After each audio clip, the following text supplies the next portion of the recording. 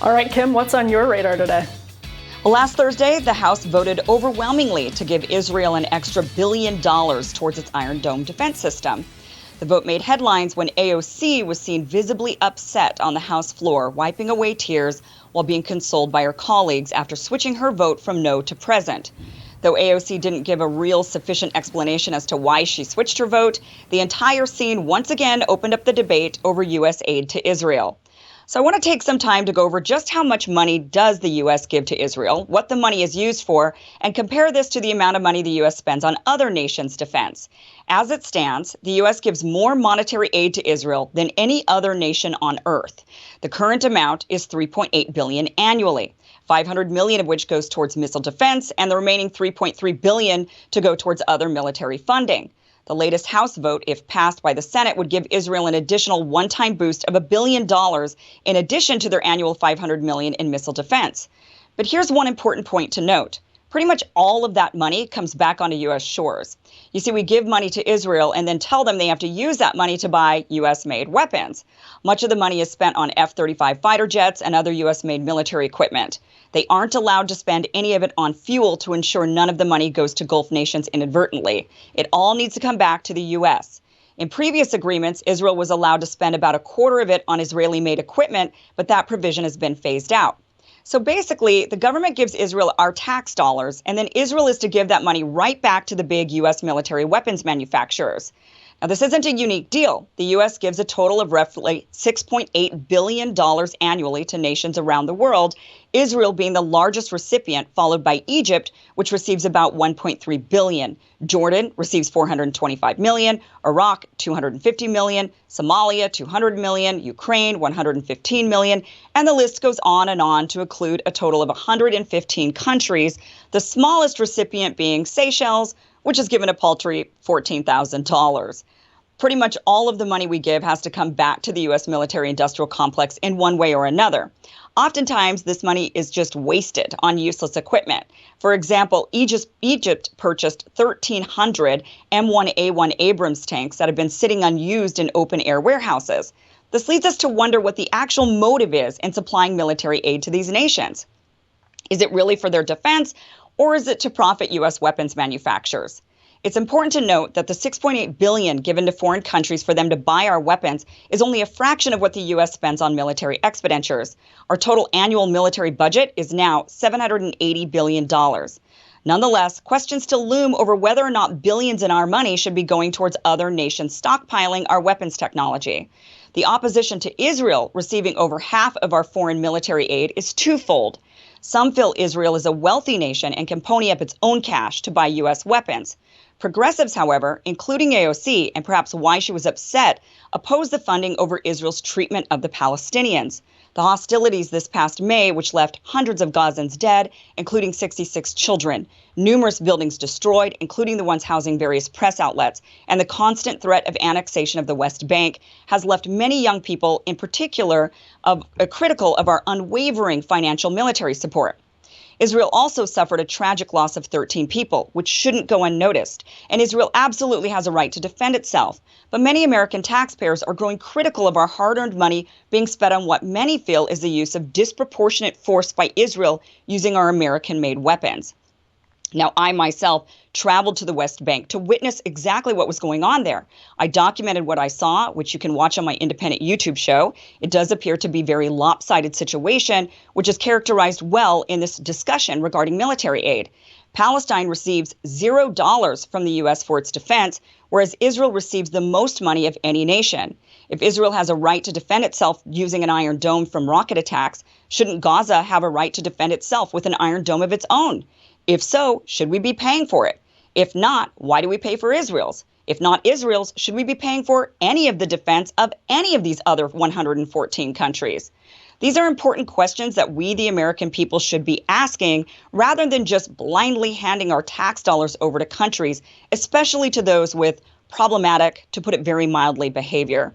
We should be questioning whether or not we should be giving money to nations to have them buy our proprietary defense technology. We should be questioning whether or not to give our money to other nations for weapons of war when we are in heated debates here at home over how we're going to pay for programs for Americans. But we're not.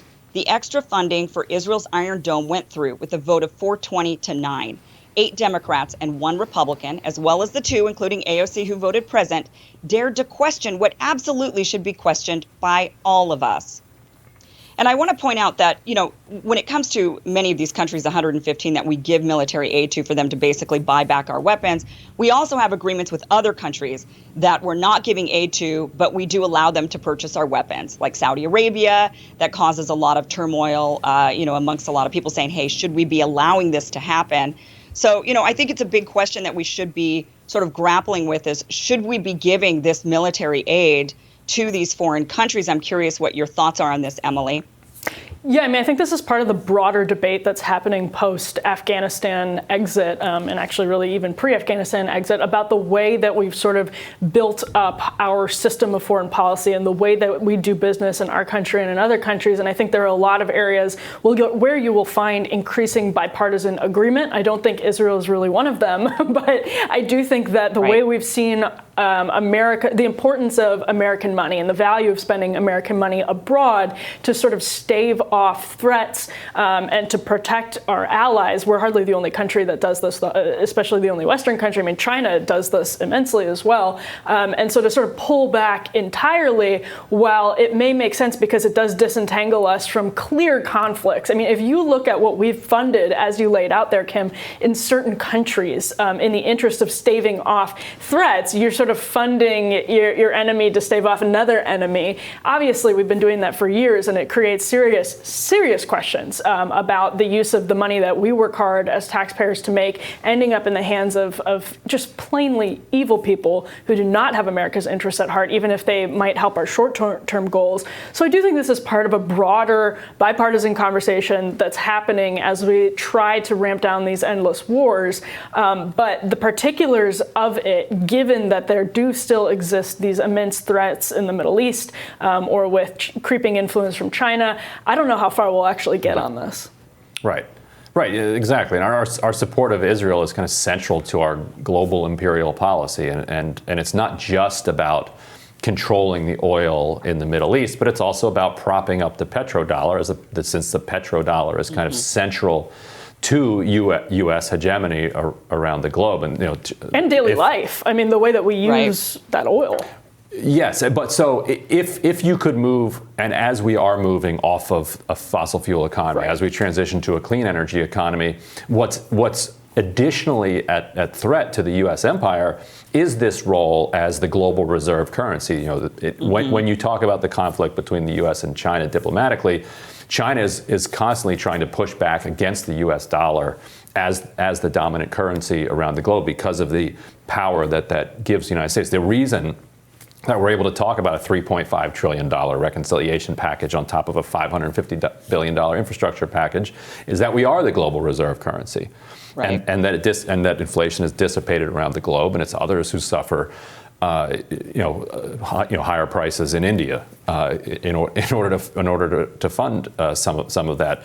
So Israel has for years been central to that project, and so that I think explains why there's so little questioning just about the basic idea of, wait a minute, Israel can't afford its own Iron Dome. Like it's one thing to have an Iron Dome, but pay for it yourself. Right. And by the way, Israel spends on its own defense about $20 billion. So they have money. It's not like, we definitely supplement it with the 3.8 that we give them, but they also spend an additional, 15 on their own. So they have cash. They could definitely, I think, pony up their own $1 billion. Again, I think part of this is, though, that it's about having allies. And while I think there are serious points of contention that should be debated on a bipartisan basis that probably don't get enough attention on a bipartisan basis because there's this impossibility of criticizing that spending on the right. I think it's worth remembering that Israel is an ally to us for some very, very good reasons in the Middle East, and that fully pulling back, which I don't think anybody is necessarily arguing for, would be dramatically, I think, harmful to our interests. Well, Kim, thanks so much, and we will have more Rising right after this.